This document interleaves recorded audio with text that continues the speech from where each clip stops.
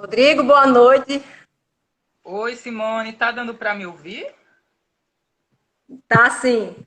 Se a gente vê que a live hoje não estiver bom, a gente marca outro dia, mas está muito bom essa live, o seu assunto está muito bem. E a pergunta era: se a automutilação é um problema neurológico? E você estava tentando explicar. É, tem questões. Acho que tá dando para me ouvir, né? Para mim tu tá travando um pouco, tá? Mas deu para escutar a pergunta. Como eu falei, né? A gente tem diversos referenciais que vão tentar explicar a automutilação, diversas teorias, não só a psicologia e outras áreas.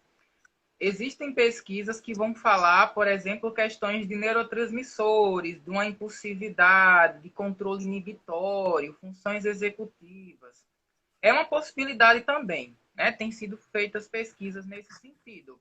Mas me parece que tem muito mais algo social, dessa cultura do bem-estar, de que você precisa estar bem o tempo todo, de que você precisa estar sempre de bem, que você não pode ter um momento de tristeza, né? Que é imposto para nós, principalmente para os jovens, que são os que mais recorrem a essas práticas, como também essa questão da dificuldade de falar sobre o sofrimento, de muitas vezes não ter alguém para conversar, e por não falar, esse sintoma ele acaba se escoando pelo corpo, né? A pessoa muitas vezes recorre a essa prática para tentar apaziguar uma angústia, né? Muitos deles relatam alívio, inclusive, quando se mutilam. Isso vai desde corte, perfurações, né? Todo esse espectro de violência contra si, que é uma violência autodirigida.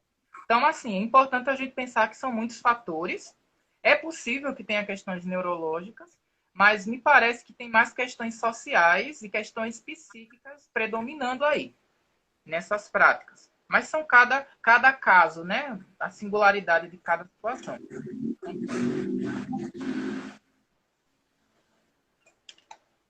Nós temos uma outra pergunta. Diante disso, a mesma pessoa faz. Diante disso, como mãe ou cuidadora, enquanto não se busca um socorro de especialista? São muitas questões aí que vão estar implicadas. O principal é você não culpabilizar o seu filho. Não, não culpá-lo por ele estar recorrendo a essas práticas, não recorrer à violência, inclusive não só a violência de bater, por exemplo, mas também a violência de usar palavras, agressões verbais. É importante o diálogo, né? Assim, perguntar o que é que está acontecendo, o que é que esse pai pode ajudar essa mãe. Muitas vezes, muitos pais se sentem culpados porque o filho está dessa forma, mas é o sofrimento, muitas vezes, que esse jovem não está conseguindo lidar e a automutilação é uma forma dele tentar aí lidar com esse sofrimento, essa angústia, mas ele pode encontrar outras formas que não precise se devastar, que não precise se mutilar para isso. Encontrar outras coisas que possam ajudá-lo. E os pais podem, nesse processo, ajudar, né? Levando para o psicólogo, estando atento, né? Porque há o risco de tentativa de suicídio em decorrência da automutilação. Mas o principal é o diálogo, assim. Tenta conversar com eles, né? Tenta entender o que está acontecendo, mostra apoio, não culpabiliza, né? Não culpa esse adolescente por ele estar recorrendo a essa prática, enfim. Ser sensível ao sofrimento dele, porque isso é um chamamento. Muitas vezes ele não vai chegar para o pai e dizer, olha, eu estou sofrendo. Mas o corte, a mutilação, quando você percebe, é uma forma de chamamento para esse pai. O ato que fala, né? Que a gente não perca de vista que a comunicação não é só verbal, como a gente está fazendo agora. Ela não é só escrita. Ela também acontece pelo ato. Né? Lacan fala do ato em alto. O sujeito fala pelo ato. É um ato que fala. Que os pais estejam mais atentos, né? Ao que esse filho fala Então, pelo ato. mas assim, Rodrigo, a automutilação tem tratamento? Sim, é possível sempre ajudar a pessoa a fazer um tratamento inicialmente com o psicólogo para poder ver aí o que está acontecendo, por que esse jovem, esse sujeito está recorrendo a essa prática, né? Por que sofrimento ele não consegue colocar em palavras, porque não é só não querer falar, mas muitas vezes não tem palavra para dizer o que está sentindo, não sabe nomear esse sofrimento. Né? E que ele possa encontrar, com a ajuda do psicólogo, por exemplo, outras formas de colocar para fora essa angústia, esse sofrimento. E isso acontece no tratamento com o psicólogo. Pode ser também, em alguns momentos, ser necessário o psiquiatra, às vezes medicação, principalmente quando está muito avançado, que a pessoa está muito... Os cortes são profundos, corre o risco de suicídio se a pessoa, às vezes, se corta demais. E pode gerar a morte, inclusive, a pessoa ter um sangramento, enfim, uma hemorragia.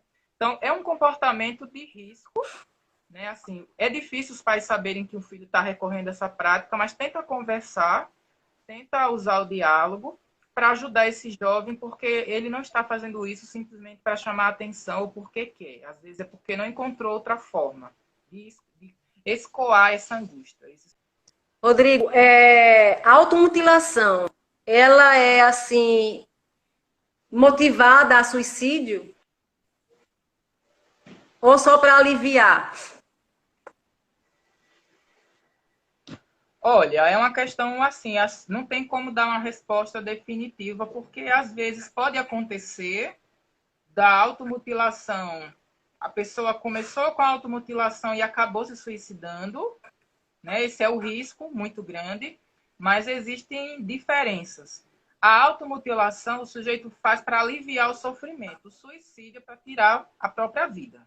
Então, são finalidades diferentes. Eu faço algo para apaziguar o sofrimento, que é a automutilação, e eu faço algo para tirar a própria vida. Então, são coisas diferentes, mas que a linha tênue entre essas coisas é muito pequena. Porque, às vezes, de uma automutilação, o sujeito vai se mutilando, e isso pode sim gerar um suicídio. Uhum. Mas ele não é uma prática para tirar a própria vida, né? A priori. Ninguém faz isso para... A ideia, eles não, geralmente não se faz isso para tirar a própria vida. É para lidar com a dor, um sofrimento psíquico, uma angústia que não, ele não tem uma outra forma, não encontra uma outra forma de falar, de verbalizar, mas fala pelo corpo.